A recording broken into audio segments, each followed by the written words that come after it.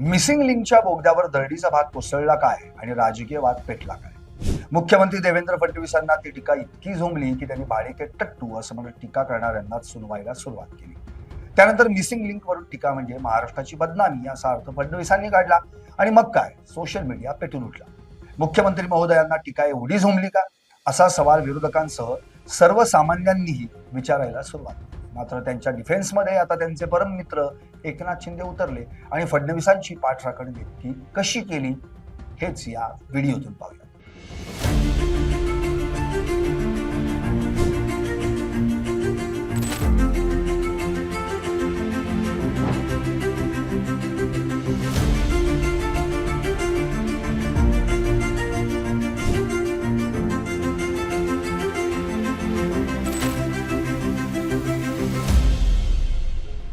नमस्कार, मी संदीप आणि तुम्ही पाहता LS मराठी. महाराष्ट्राच्या राजकीय पटलावर सध्या हिंदुत्व, निष्ठा आणि प्रभू रामचंद्र यांच्या नावावरून सत्ताधारी महायुती आणि विरोधी पक्ष असलेल्या महाविकास आघाडीत अभूतपूर्व आणि टोकाचा संघर्ष पेटला आहे.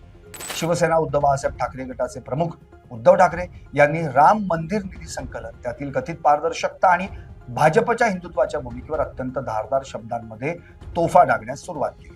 या पार्श्वभूमीवर एकनाथ शिंदे यांनी अत्यंत आक्रमक पवित्रा घेत देवेंद्र फडणवीस यांच्या बचावासाठी स्वतःला पूर्णपणे झोकून दिलं. विरोधकांच्या या चौफेर हल्ल्यांना चोख उत्तर देण्यासाठी शिंदे यांनी जो राम का नाही वो किसी काम का नाही या अत्यंत थेट राजकीय दृष्ट्या वजनदार आणि धारदार विधानाचा जाहीरपणे वापर केला.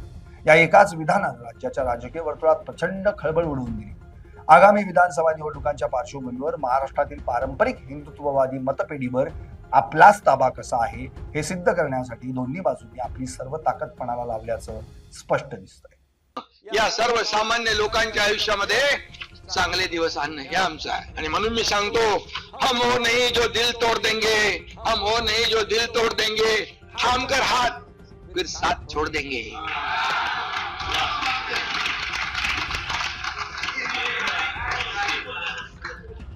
पानी की तरह ये दोस्ती हमारी, पानी की तरह दोस्ती हमारी, कोई कितना भी चाहे हम जुदा नहीं होंगे.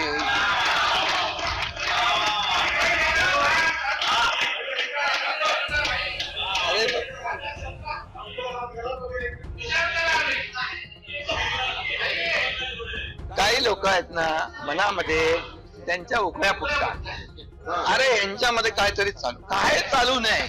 आम्ही रोज एकमेकांशी बोलतो, एकमेकांशी संपर्क असतो आमचा. कुठे काय झालंय, कुठे काय करायचंय हे सगळं आहे. आमचा अजेंडा स्वार्थ नाही, आमचा अजेंडा परमार्थ आहे. लोकांना मदत करणं आमचा अजेंडा आहे. आणि म्हणून कालपर्यंत सभापती महोदय राम भक्तांना हरामखोर म्हणणारे आज राम रक्षा म्हणू लागले.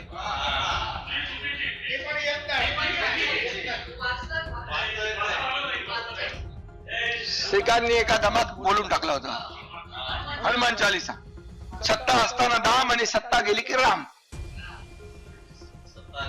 सत्ता असताना दाम, सत्ता गेली की राम, असा हा प्रकार आहे. आणि म्हणून कर्माची मिळाली शिक्षा म्हणून आठवली रामरक्षा. आता तुम्ही काय करणार सभापती महोदय? काहींनी नवा शोध लावलाय की हनुमानाने मशालीने लंका जाळली. हनुमानाने भाई मशालीने लंका जाळली. त्यांच्या पक्षाची निशाणी जर लाइटर असती, म्हणाले होते लाइटरने लंका जाळली.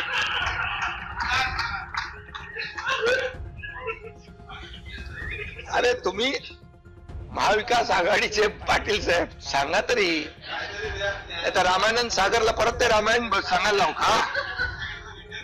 अरे त्याच्यामध्ये अंबादास एकदम त्याला पूर्ण इतिहास माहित आहे. आणि म्हणून काय बोलतील याचा नेम नाही. आणि मी नेहमी सांगतो, जो राम का नहीं वो किसी काम का नहीं. आता त्यांना कळलंय आणि म्हणून ही उपरती सुचलेली आहे. आणि म्हणून हनुमान चालीसा म्हणणाऱ्या आमदार खासदारांना जेलमध्ये कोणी टाकलं? आणि म्हणून मी सांगतो, आपल्याला देखील नावं घेत नाही मी, तुम्हाला उगाच नोटीस बिटीस यायला नको. संध्याकाळी विचारणं होईल कसं जाऊ द्यायचं तुमचं.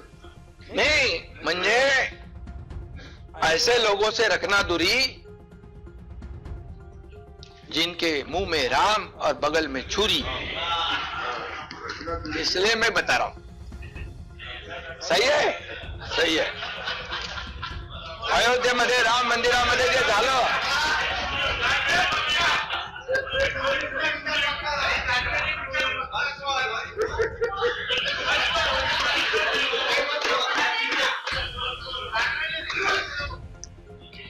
नको जाऊ दे.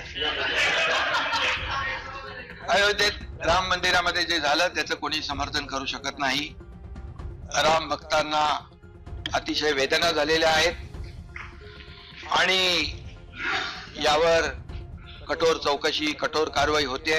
मोदीजी आणि योगीजी कुणालाही सोडणार नाहीत. ते जेलमध्ये तुरुंगात खडी फोडायला पाठवल्याशिवाय राहणार नाही. परंतु मी आपल्याला आठवण करू देऊ इच्छितोय की जे टीका करतायत त्यांच्या सहकाऱ्यांनी सिद्धिविनायकाच्या मंदिरामध्ये दानपेटी लुटण्याचं पाप केलं. तेव्हा चौकशीचे आदेश का दिले नाहीत? का दिले नाहीत? मी बोलतोय त्याच्यावर पुरावा म्हणून बोलतोय. हे बघा, हे बघा,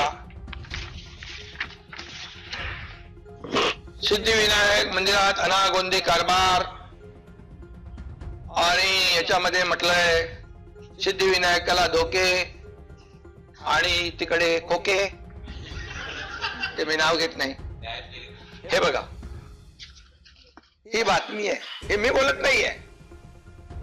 मनसेचे किल्लेदार यांनी प्रेस कॉन्फरन्स घेऊन हे त्यावेळेस हे केलेलं आहे. ही वस्तुस्थिती आहे, मी खोटं बोलणार नाही. आणि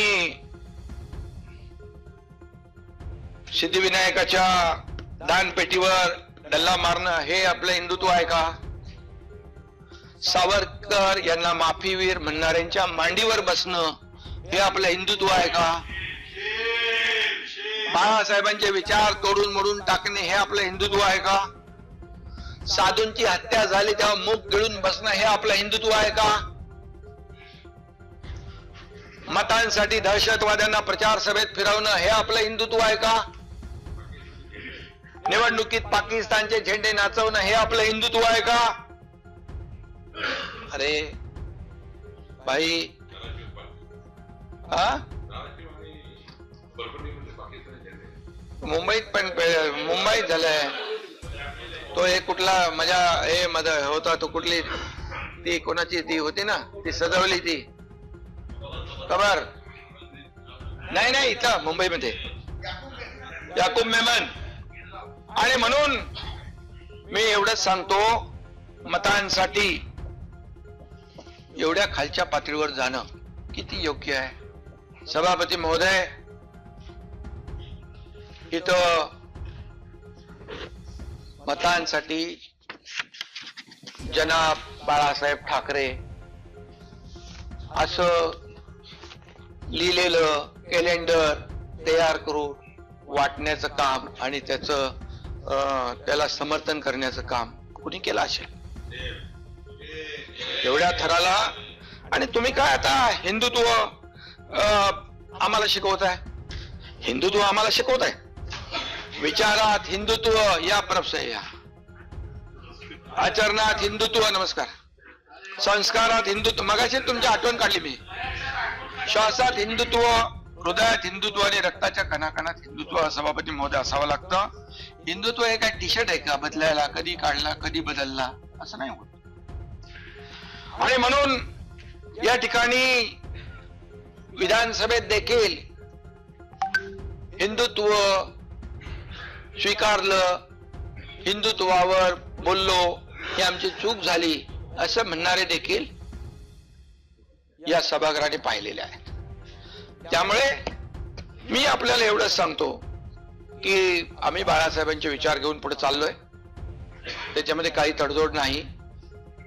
आणि म्हणून जे आपण बोलतो त्याचं पुढं मागे वळून पाहिलं आत्मपरीक्षण केलं तर नक्की या सगळ्या ज्या काही चुका आहेत ते आपल्या लक्षात येतील. सभापती महोदय, मिसिंग लिंक वर देखील खूप चर्चा या ठिकाणी झाली. अनेकांनी प्रश्न उपस्थित केले. शिवसेना पक्षात झालेल्या ऐतिहासिक बंडानंतर आणि त्यानंतर राज्यात झालेल्या सत्तांतरानंतर महाराष्ट्रात हिंदुत्वाचा खरा आणि अधिकृत वारसदार नेमका कोण यावरून सातत्यानं रस्सीखेच सुरू राहिली आहे. उद्धव ठाकरे यांनी नुकतीच रामरक्षा मोहिमेची आणि एका नव्या राजकीय आंदोलनाची घोषणा करत थेट भाजपच्या आणि पर्यायानं महायुतीच्या हिंदुत्वाच्या संकल्पनेवरच मोठं प्रश्नचिन्ह उपस्थित केलं. अयोध्या राम मंदिर उभारणीच्या प्रदीर्घ प्रक्रियेत आणि देशभरातून गोळा करण्यात आलेल्या देणगीच्या मोहिमेत मोठ्या प्रमाणावर पारदर्शकता राखली गेली नाही असा गंभीर आणि थेट आरोप ठाकरे गटाकडून केला जातोय. या भावनिक आणि राजकीय मुद्द्यावरून विरोधी पक्षांनी थेट मुख्यमंत्री देवेंद्र फडणवीस आणि भाजपच्या केंद्रीय नेतृत्वाला आरोपीच्या पिंजऱ्यात उभं करण्याचा पद्धतशीर प्रयत्न सुरू केला. विरोधकांकडून सातत्यानं होणाऱ्या या वैयक्तिक आणि राजकीय हल्ल्यांमुळे महायुती सरकार काही प्रमाणात बॅकफुटवर जाईल असे तर्क लढवले जात असतानाच एकनाथ शिंदे यांनी स्वतः आघाडीवर येत या संपूर्ण वादाची धुरा आपल्या खांद्यावर घेतली. त्यांनी फडणवीसांची बाजू अत्यंत भक्कमपणे लावून धरताना विरोधकांना सुनावलं, ज्यांना प्रभू रामचंद्रांबद्दल मनात आदर नाही आणि जे केवळ राजकीय स्वार्थासाठी किंवा निवडणुका आल्यावर रामाचं नाव वापरतात, त्यांचा महाराष्ट्राच्या राजकारणात आणि समाजकारणात काही उपयोग उरलेला नाही. हा संपूर्ण राजकीय वाद केवळ राम मंदिराच्या मुद्द्यापुरता मर्यादित नसून विधिमंडळाच्या चालू अधिवेशनात विरोधी पक्षांनी सरकारला विविध आघाड्यांवर घेरण्याचा जो मोठा व्यूहरचनात्मक प्रयत्न केलाय त्याचाच एक भाग मानला जातो. मुंबई पुणे एक्सप्रेस वेवरील अत्यंत महत्वाकांक्षी आणि कोट्यवधी रुपयांच्या मिसिंग लिंक प्रकल्पाच्या बोगद्यात आणि परिसरात नुकतीच मोठी पडझड झाली. या तांत्रिक आणि पायाभूत दुर्घटनेचे राजकीय भांडवल करत शिवसेना युबीटीचे म्हणजेच शिवसेना उद्धव बाळासाहेब ठाकरे पक्षाचे नेते संजय राऊत यांनी महायुती सरकारवर थेट 30 ते 35% कमिशन घेणारे सरकार असल्याचा अत्यंत गंभीर आणि सनसनाटी आरोप केला. राज्यातील मोठ्या पायाभूत सुविधांच्या कामांचा दर्जा कमालीचा खालावला असून विद्यमान सरकार केवळ कंत्राटदारांचे खिसे भरण्यात आणि स्वतःची तिजोरी भरण्यात व्यस्त आहे असा प्रचार विरोधकांकडून जनतेमध्ये सातत्यानं केला जातोय.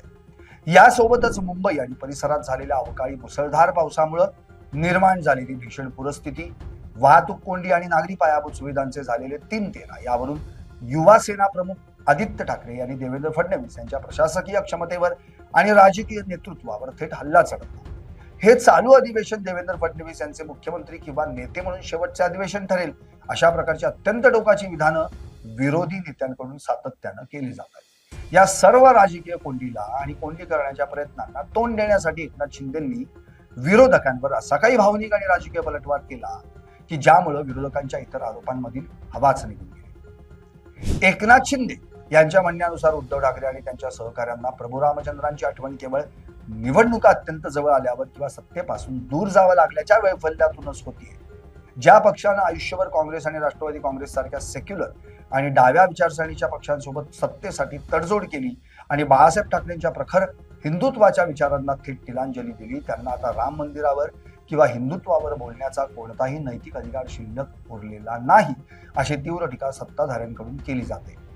देवेंद्र फडणवीस यांनीही यापूर्वी अनेकदा स्पष्ट केलंय की राम मंदिराचा लढा हा भाजपसाठी, शिवसेनेसाठी आणि कोट्यवधी हिंदू बांधवांसाठी केवळ एक श्रद्धेचा आणि अस्मितेचा विषय आहे. तो कधीही राजकीय मतपेढीचा भाग नव्हता. त्यामुळे विरोधी पक्षांनी लावलेले भ्रष्टाचाराचे आणि आर्थिक अपहाराचे आरोप हे निव्वळ राजकीय वैफल्यातून आणि वैयक्तिक द्वेषातून आलेले आहेत. शिंदे यांनी फडणवीसांचा केलेला हा आक्रमक बचाव केवळ एका सहकारी नेत्याचा दुसऱ्या नेत्यासाठी असलेला तात्कालिक पाठिंबा नाही, तर महायुतीमधील शिवसेना आणि भाजप यांच्यातील अंतर्गत एकजूट, समन्वय आणि ताळमेळ किती मजबूत आहे हे संपूर्ण राज्याला दाखवण्याचा एक मोठा राजकीय संदेश आहे. महाराष्ट्रातील राजकीय विश्लेषकांच्या मते या अत्यंत तीव्र अशा संघर्षांचे थेट पडसाद आगामी विधानसभा निवडणुकांमध्ये उमटणार हे आता पूर्णपणे निश्चित झालंय. लाडकी बहीण योजना, मोफत वीज आणि विविध मोठ्या विकास कामांच्या लोकप्रिय आणि महत्वाकांक्षी घोषणांनंतर महायुती सरकारनं जनतेमध्ये आपली पकड कमालीची मजबूत करण्याचा प्रयत्न केला होता. मात्र विरोधी पक्षांनी भ्रष्टाचाराचं, कमिशन, संस्कृतीचं आणि पायाभूत सुविधांच्या दुरवस्थेचं नागरी मुद्दे लावून धरल्यानं राजकीय वातावरण पुन्हा एकदा अत्यंत संवेदनशील आणि अटीतटीचं बनलंय. अशा बिकट वेळ हिंदुत्वाचा आणि प्रभू रामाचा ऐतिहासिक मुद्दा समोर आणून सत्ताधारी पक्ष आपल्या पारंपरिक मतदारांना पुन्हा एकदा भावनिक साथ घालतोय.